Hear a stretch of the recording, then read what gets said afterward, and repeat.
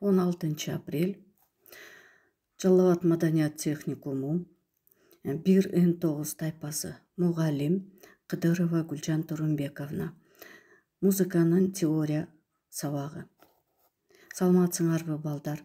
Бүгүнкү биздин өтө турган темабыз жөнөкөй диатоникалык интервалдар.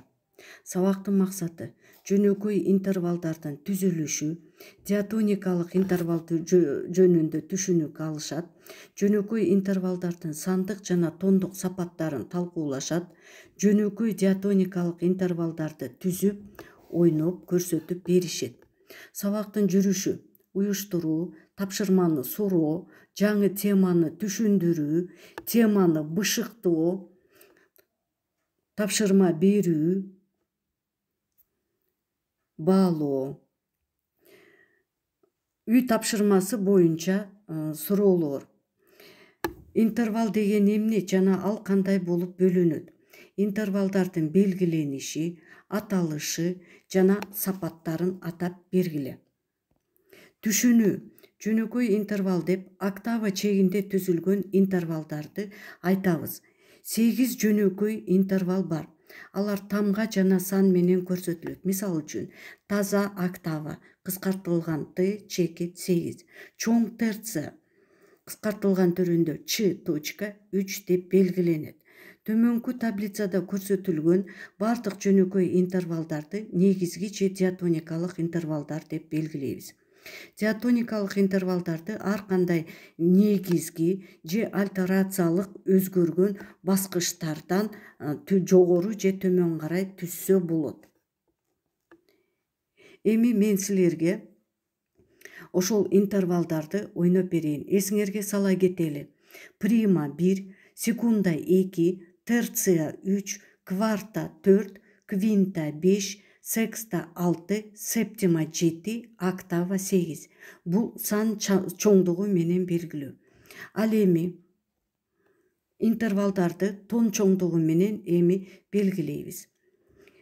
Таза прима 0 тон. Кичине секунда жарым тон.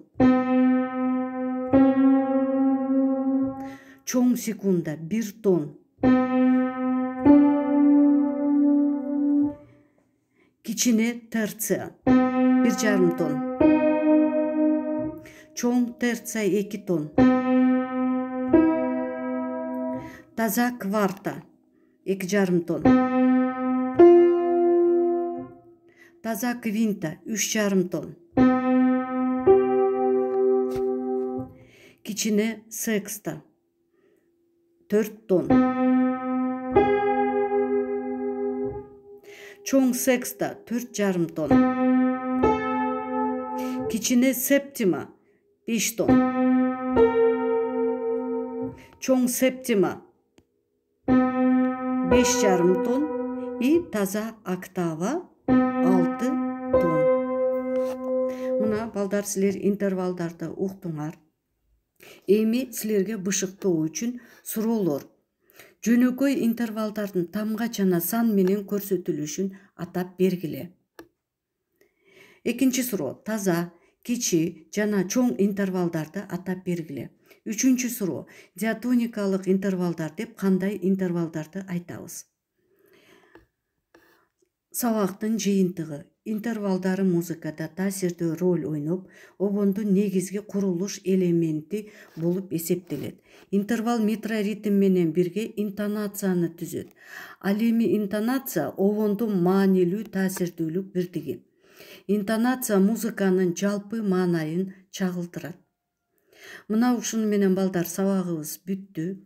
Үй тапшырма. Теманы окуп, жөнөкөй интервалдардын сан жана тамга менен белгиленишин жаттап келгиле. Таблицага карагыла.